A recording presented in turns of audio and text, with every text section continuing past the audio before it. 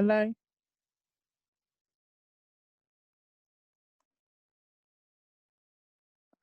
Hello, can you hear me?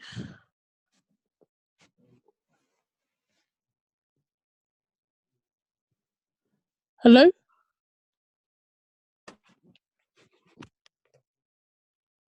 Can you hear me? Can you hear me now? Yeah, I can hear you. Oh, great. I'm so tired.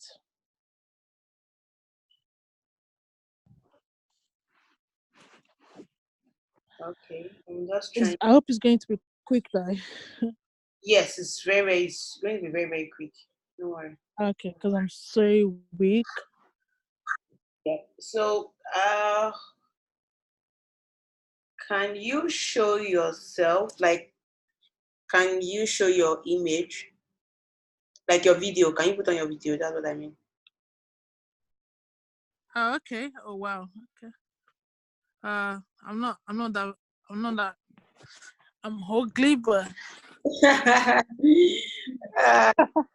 we don't can you need. see me now? We don't need you to be beautiful. Your brain is enough for us. Chill. I'll try my best to look okay. Can you see me clearly now? Yes, I can. Very clearly. Okay.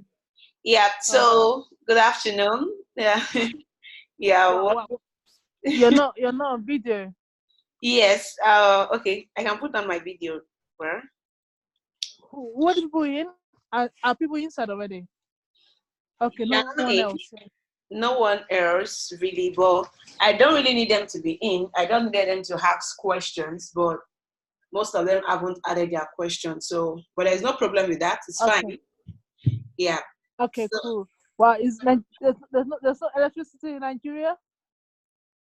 that's what. Oh, That's what we see. Yeah. But it's just somehow dark where I'm sitting down, really. But there is light. I don't feel it's dark. okay. Yeah. Okay. So. Why? Cool. Talk. Okay. So I'm just going to go through the questions they have, and I'm going to be like shooting my questions to you right away. Okay. So basically, I just want you to introduce yourself once again. Yes, I've seen your face, and I'm happy that I'm seeing your face clearly this time around. Yeah. I know Okay. Olabintan is a boxer. Like that line eats everybody. Like really, she's a boxer. Hey, so I just want you to just give me a brief introduction about yourself in proper, and we can pick up from there. Okay. Well, my name is Toyin. Well, it's been pronounced as Nike, but I pronounce it as Nike. Okay. Toyin Nike Olabintan, and I'm a Nigerian. Well, I grew up in the UK. So I studied economics. Well, I did my secondary school in Nigeria, and I did my primary school in Nigeria, and I did my nursery in Nigeria, and I came when I was 15 after my secondary school. I didn't do my uni days in Nigeria, so I did my college here, then university here, then started my life and career here. So um so where what school did you go to when you were in Nigeria? Your primary and secondary schools. Who knows? so You know about my mentors, mentees might be your your my junior. nursery school and primary school, they are in the same school, which is my nursery school is St. Raphael Kiddies Nursery. I can't remember St. Raphael, West Nondo. Oh, okay. And my primary school is also St. Raphael in Okay. Ondo as well. So my secondary school, the same proprietress that owns my primary and nursery school, same proprietress that owns the secondary school, and it's called Allmark Secondary School in Ondo as well. Oh, Mark. Yeah, I think I know. Allmark it's next to Homage. Yeah, yeah. In Ondo. Yeah, that's why I did my secondary school from GS1 to SS3 there. Okay. So from there I came to the UK. I think I got admission to OAU, but I didn't go Nigeria. there. I say in Nigeria. Yes. Actually, I feel like I wish to do my university days in school in Nigeria as well, but I couldn't. I wanted to see how it is. I want to feel this, the strike, how it is, the cool taste and all that. I wanted to see how it is, but unfortunately, I didn't. So, but I came to the UK, did my college year, and I studied philosophy, business, maths, English, and Okay. then from there I went to university in University of Greenwich, Okay. and I studied economics with law. Oh. Yeah, so I was there for 4 years. When I started my university, my status in the UK was like it was independent Okay. student.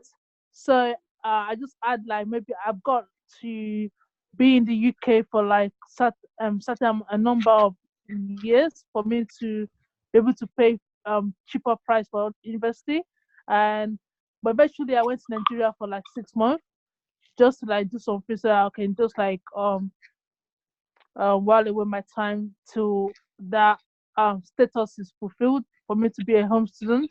So I went to Okay. Nigeria for like 6 months.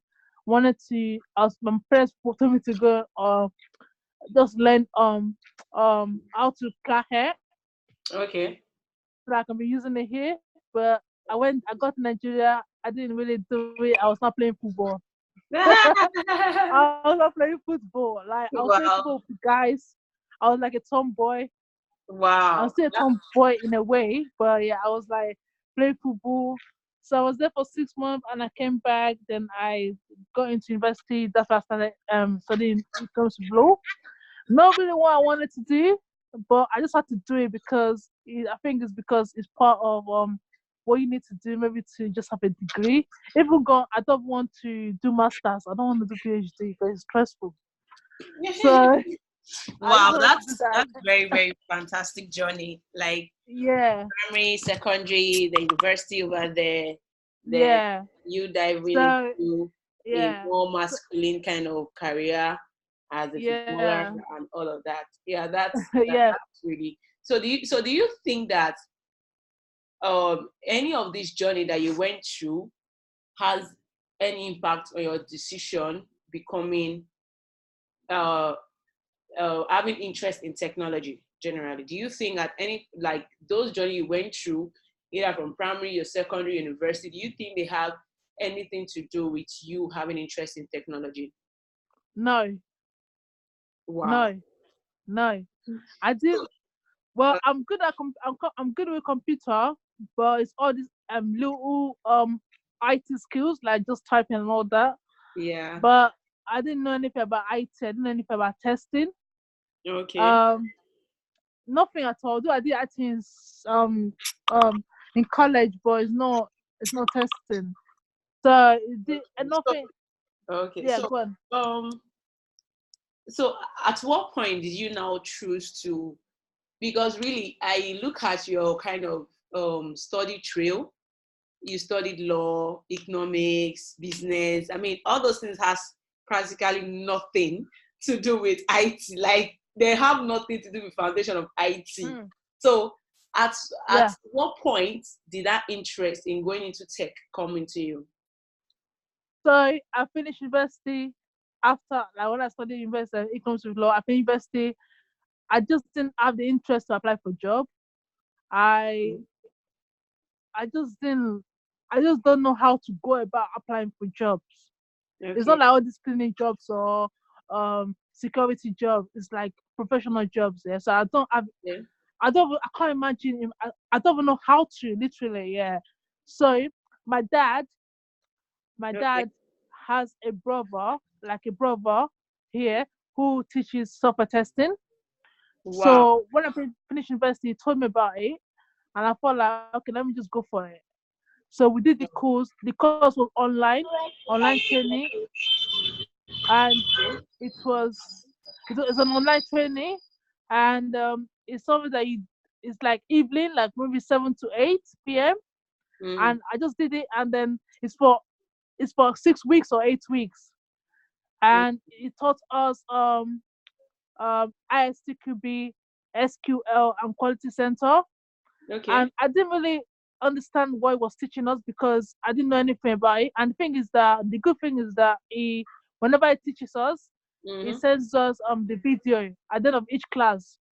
So Okay. so when he was teaching us, I didn't quite understand, but when I watched the video later, I understood it. So when we finished the course, it helped us to do our CV, helped us to do if you have a job you can get reference, helped us with interview question and answers, kept Mm. pushing us and all that to apply for jobs and all that. So when I finished the course, I was so eager to start applying for jobs.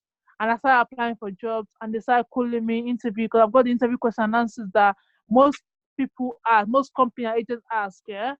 Mm-hmm. So that was how I started, literally. Like it was just so my dad introduced me to that and that's how I started. And then there was a big difference, there's a huge difference between when I finished the course and I was applying for job, it was easy for me to apply for job. I was so because I was not working and I Yeah. was not in school, so I was free to actually apply for jobs, go for interviews. I don't have kids, I was not married, so I Mm. was free. I was going outside London for interviews and all that.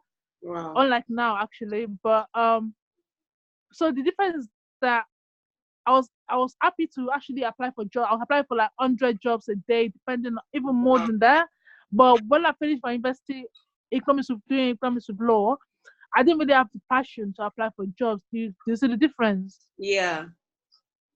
Wow. Wow. Finishing my software testing course, I had the passion for applying for jobs because I was so eager. Based on what the guy taught us and told us, it's so like, oh, I need to get this job and all that.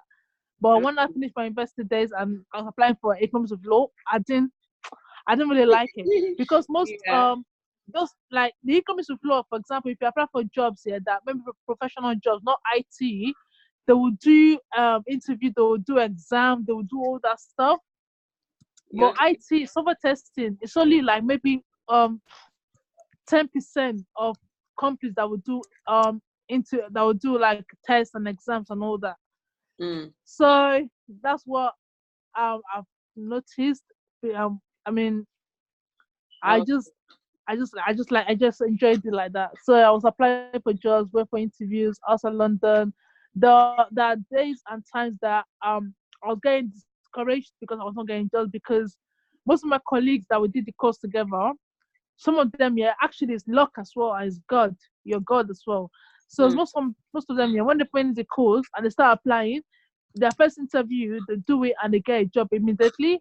While Mm. some people they will apply for I don't know months and they won't get a job until later.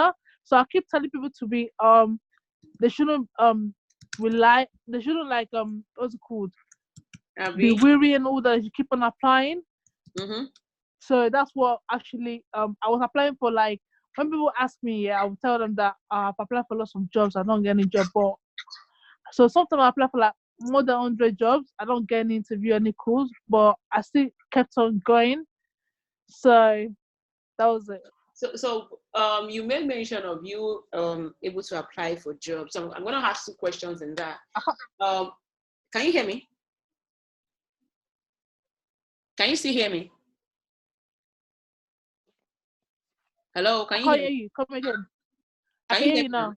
Okay. So Yeah. saying that based on your job search, I'm gonna ask two questions on that.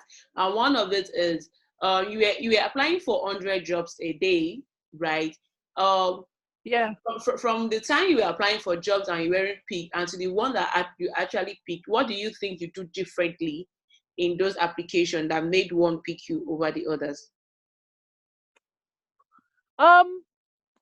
What I did, honestly, I didn't really do anything. To be honest, yeah, I was just applying. I was applying and applying.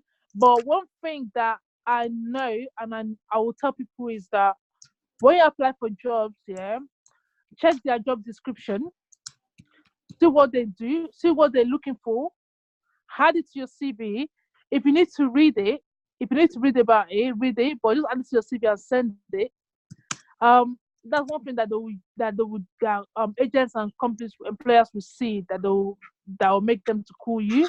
Mm-hmm. And for me personally, I didn't really do anything. And I think that's the reason why I was applying for more jobs that I didn't get successful. Okay. So I also say that when you go for interviews, um try and, if possible, record the interview questions. Like, obviously put your phone on silent, record Mm-hmm. the questions. I mean, like, when they're talking, just so that when you now finish the interview, be able to write down the questions and things that you don't understand. Just try and go through it, and in case, because they will always ask you in another interview. Yeah. So one of the Yeah, things but me also, personally, I didn't take it okay. serious. That's why. Yeah, go on. Yeah, Yeah, I think for me, one of the things I do is that if I go for an interview like that, aside from the fact that I go with the confidence I'm going to get the job, I also make sure I go yeah, with notepad and pen, and I pen down whatever they ask me that I don't know. So sometimes when they ask a question and I don't know it, yeah, I will always make sure that they give me an answer to that question, and I'll pen it down. yeah, Yeah, because at the same time, most of yeah, the people always ask you the same questions and over again. Yeah. So the yeah. second question I wanted I to, don't know how they do in you said? I don't know how they do it in Nigeria, but when you say that you take your pen and notepad to the interview room, sometimes, yeah, they might not let you do that. Okay. Yeah, sometimes, yeah, sometimes, Okay. like, yeah. Okay. Yeah. So the other one I wanted to ask is that um what do you look for in company when you want to join? Like you think it's worth it for you to know the companies you want to work for before you just go into it? Or like what do you look for if you want to join a company today? What are the things you want to look for based on your experience? Money, the Okay. salary, yeah, salary expectation, the benefits. Okay. Uh, some people, yeah, if they're really, really desperate, I would just say just go for any job for now. Get your experience within like two. I mean, some probation is like 3 months, some probation is 6 months. Mm-hmm. Get your experience. Maybe after 1 year, leave there. But if you're already in the industry and you're just looking for um, what I More would say, for a better exploration. yeah, what I would say you should look for is that apart from money and the benefit, look for career progression. Ask them questions that what do you think this company is going to be in like 5 years time? Because some companies they will start, like, mostly startup companies, they'll start up and then after some time they'll No, just fold up. yeah. Yeah, I've been in that situation before. Uh, so I'll say definitely look for if there's career progression, career opportunity where you're able to grow and develop yourself. Um, yeah, but if you're really, really desperately looking, I would say just go for anyone for now. No matter the money. Even if for example, if you're doing if you're working as a security officer Mm-hmm. and you're earning, like, let's say you're earning like £50,000 or a year, or let's say you're earning like in a year, I don't know how much that is in Nigeria. Let's say you're earning a lot of money in Mm-hmm. Nigerian money, and you get a software testing job that is like far lower than what you're earning as a security officer. Just go for that software testing job that you're earning that is really, really low. Go for it, because as time goes on, like when you go for that, assuming it's like, okay, you're earning security job 50K and you get a software testing job that is 20K, go for the software testing job that's 20K. After like maybe a year or whenever you want to leave, you live there, you have gotten the experience, you just go for another job that's got more money than that. Mm. So some people will say that, oh, because they're earning 50K security job, and then the food that, nah, I can't go for lower money because of family. But if you want to take software testing as a career, I'll say just go for us. It's not it's just go for like that small money and then develop yourself from there. That's how I started. So Mm. that's how it is. Yeah. But the best new question, what I'll look for is definitely like the monetary aspect, the career progression, the team, the culture.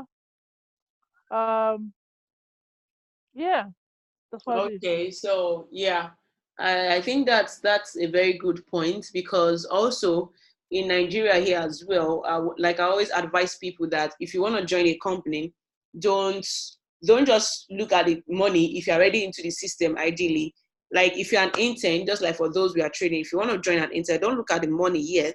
Just Yeah. look at what you're going to get from it in 6 months' time. You know what you want Yeah. to do, focus on it and get out of there. But if you're already Yeah. professional, you know your skill set already, try as much as possible to look at your career progression. Look at benefit. Yeah, one of the things I always look for is benefits. Would the company be able to sponsor you for conferences? Would they be able to give you money to learn stuff and all like that? Yeah, so Yeah. that's a very good one. So yeah, that's my question on you looking for. So how many years have you been testing?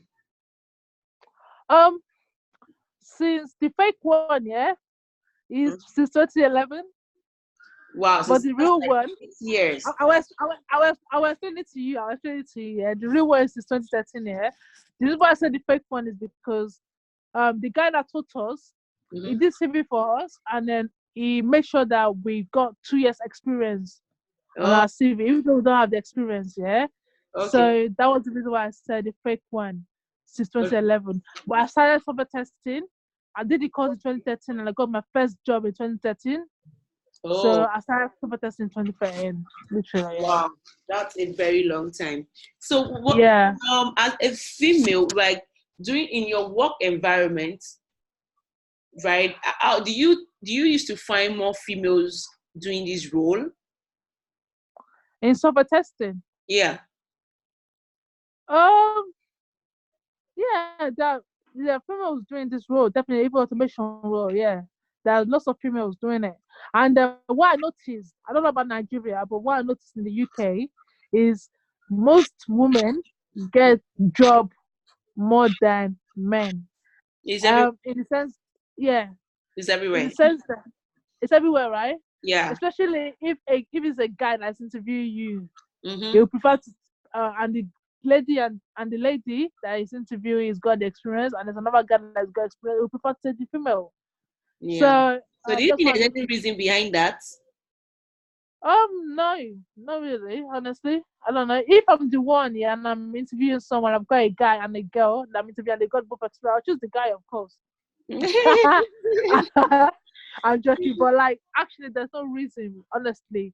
Um, and I think maybe the reason why people are well, actually, I don't know. To be honest, I don't know. I don't know. Some people might have a reason saying that they don't want to give women a job because they feel that they're going to go on maternity, they're going to do this and that. They go at me, unlike guys. So, well, it depends. It depends What on was the your company. But last? What was your first project? my first project, Mm-hmm. um, As a software okay, tester, what was the first project you worked on? and the fake one, yeah, Mm-hmm. is the one that the guy gave to me. I have two projects. I work in Barclays Wealth, and the first project was Dubai Extract, and Mm-hmm. it's about managing portfolios of clients. Okay. But that's a fake one anyway. I didn't do it. I didn't do it professionally. It's based on because the guy gave us projects that we're going to talk about in case they ask us that what project have you worked on or what have you done in the past. Okay. And the second project was when I was working in Debenham was stock collect, making Okay. sure that when customers click on certain goods, they were able to get the goods and all that. But my proper project when I worked on um when I first started in 2013 was I worked on multiple projects. It's a gaming industry, and it's we I worked on MVNO, Movie Star, SGO. It's Okay. just a gaming industry, and yeah. Nice. And then the name of the company is called NURV, Yeah. NURVV, and um, they do with I'm coming. So and they do with I don't know if you know this kind of like Garmin watch or this kind of watch Okay. that when you're doing exercise. It it monitors your heartbeat, your weight, all those stuff. Yeah. So that's the kind of company I work for at the moment. It's a style company. Well, they built a what's it called? What do all this sole that they put in your shoe? Okay, yeah. Yeah. So we built that, and then I think it's going live like this year or next year. They built that, and they have this puck where you can, when you switch it on and you're running, you'll be able to like measure. You'll be able to measure the just like the watch as well. You'll be able to measure your cadence and your step length. Mm-hmm. So that's currently what I'm working on at the moment. Okay. Yeah. So watch out for a nerve and No problem. NURVV. We are here.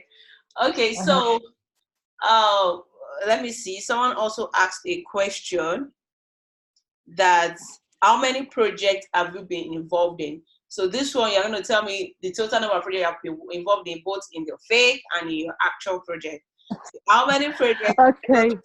Because Whoa. yes, I'm not going to see it as fake, because this thing, whether we like it or not, gives you an advantage over someone who doesn't even have an idea before. So it's an Yeah. experience that you had. So how many do you think you have worked on from 2011 till date? I know that's going to be a very lot one, but I would say like around 20. wow. I would say around 20 projects, yeah. Uh, Because um actually I would say more than 20 because I've worked in a company where I've worked on multiple projects. Okay. Like my last company before I joined this NURVV was Travel Corporation, and it's a traveling industry, layer industry. So I Okay. worked in that company. I worked on multiple projects like single sign-on, um, managing of document, managing of booking, airline, just multiple. So I would say more than 20 projects in 2011. If not Mm, fair, wow. yeah. So how frequently do you do testing? Like on a particular project, right? Okay, let me ask like this: that at what stage do you start testing? As early as possible, early in the software development life cycle. Um, as early as possible. Like I would say, start testing when the requirement, when the BA have covered the requirement, because that kind of testing you'll be doing is like maybe static testing, in the sense that looking for ambiguity in the requirement and the functional spec, and Mm-hmm. from there you can start writing your test cases. So I would say early enough, because if you start testing early enough, you'll be able to find issues early, and they'll be able to fix it early enough before it goes into maybe, for example, before it goes to implementation stage, and it will be it won't be costly and all that. Yeah. Yeah. So yeah, I'm gonna ask. My own question is like, do you do test automation? Personally, no, I Okay. don't do it. But I'm self-developing myself on it. Okay. Okay. So that's it. One other person asked that, how did you feel when you first worked on your first project as a software tester? Like, how did you feel working on it? Like, now it's your official work. How did you feel working on it as a software tester? What do you mean? Like, do you mean like when I first started working as a software tester? How do I feel? Yes. Like, okay, let me give you a scenario. So I I can't remember hear you.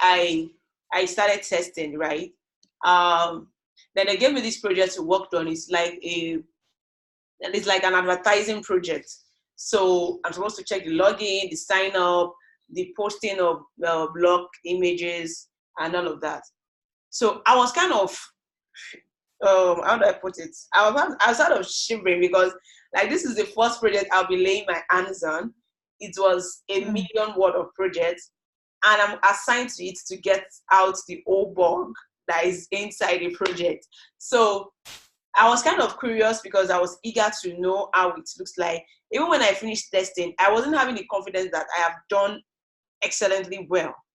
Do you understand? So for you, when you start Yeah. on your own first project, do you have this 100% confidence that you have done a very good job? Were you somehow like, am I correct? Like, yeah, that kind of feeling I get. Um. To be honest, when I first started like my first project, I just felt like my job is just to find issues. Yeah, and if I find issues, I'll raise it up. So um, I felt confident. I don't feel like I've done anything right or wrong. No, Okay. definitely I don't feel. I definitely feel confident, and I'm very very. I'm someone that is very diplomatic. For example, if because as long as I'm doing my job very well, I find an issue, I try to debug the issue before I raise it up, and I put the information on Jira. And so, but I feel very confident when on my first project now. I think I feel confident. I felt confident. Yeah. Okay. I'm there's only few I do not understand. I let my mentor know, the person that taught us, or yeah, I know that I am. Okay. So yeah, QAs used to have issues with developers. What do you think the issue is, and what do you think the possible solution can be? What do I think the issues is? Like maybe if you find a tester find an issue and they raise the ticket, they raise the bug on Jira, and they're not able to. They didn't. Maybe they didn't. Developer is not able to like create get the issue.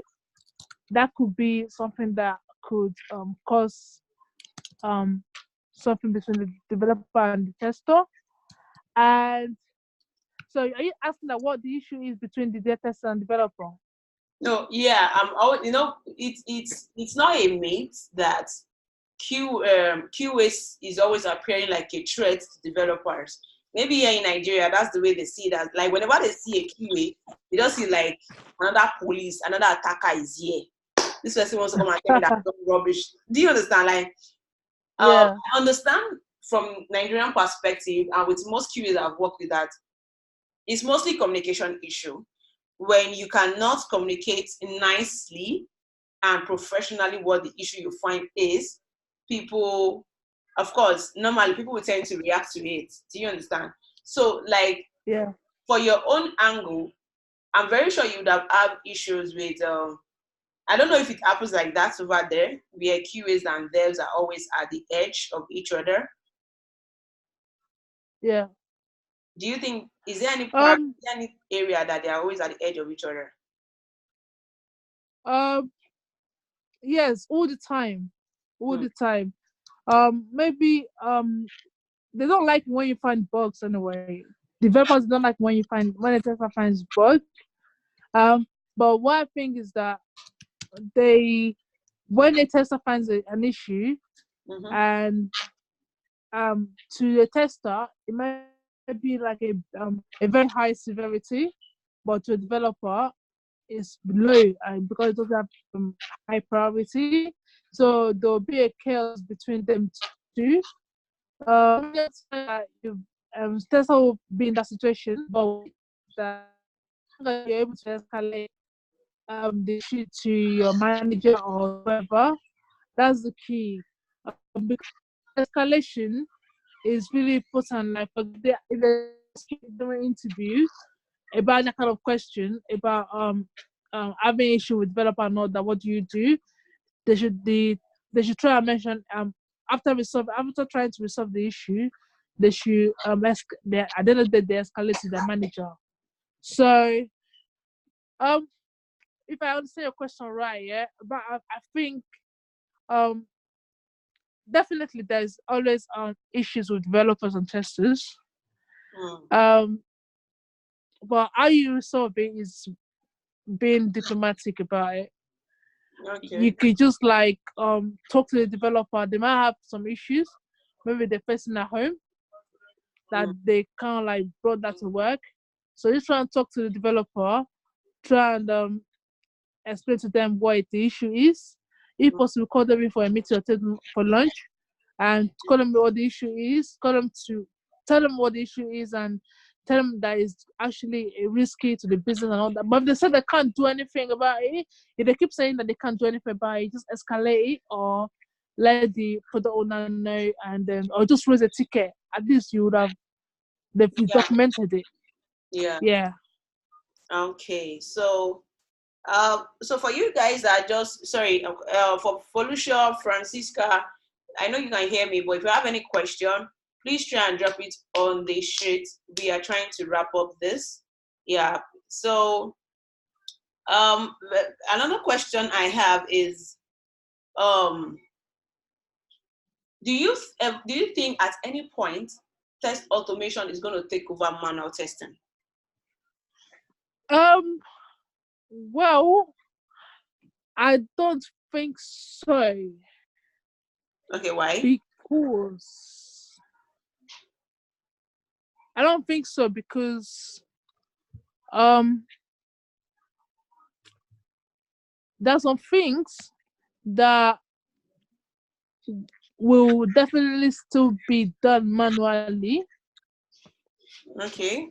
So yeah, there are some things that will still be done manually. Many things that will still be done manually.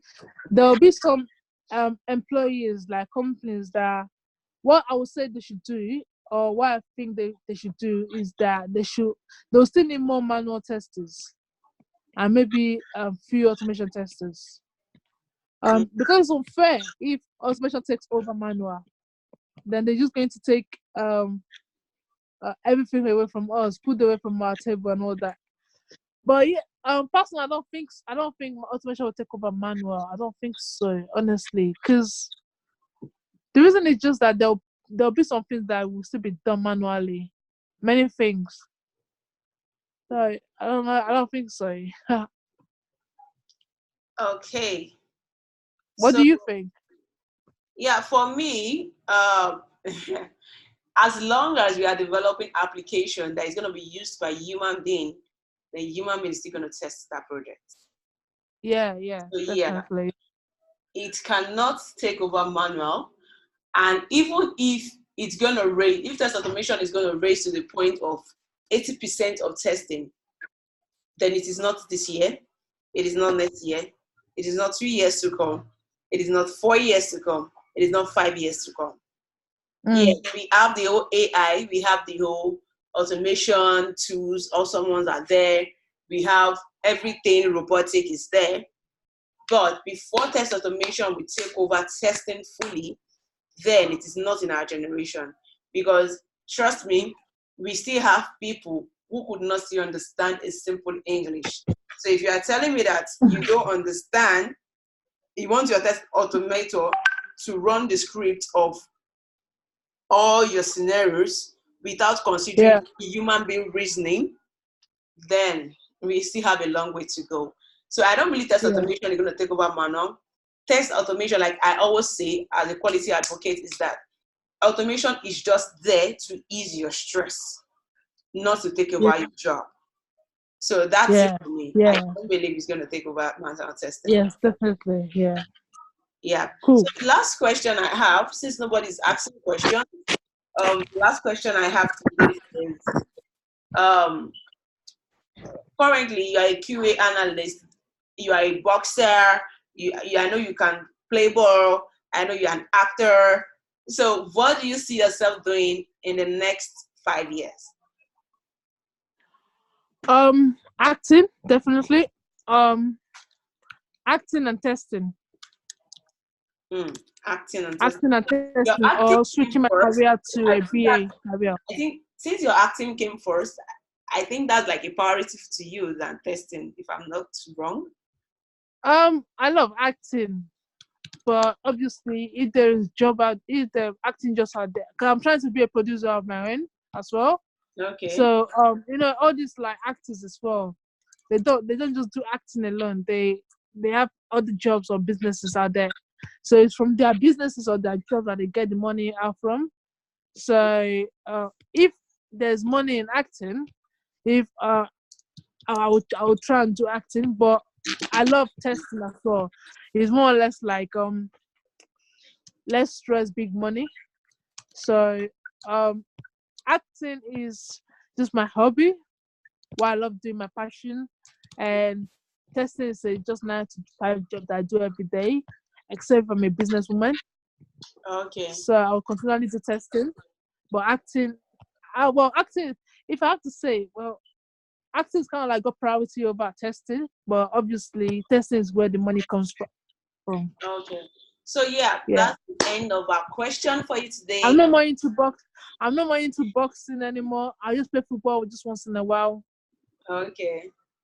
Yeah. Yeah, you have answered up to like 13 good questions comprehensively. Thank Oh, you very much for that. So I'm just going to ask you, what do you have to tell these people who are just like picking up a career in tech, in software testing, with TestCode Camp? What do you think you need to think about? What do you need to do? What's your advice for them?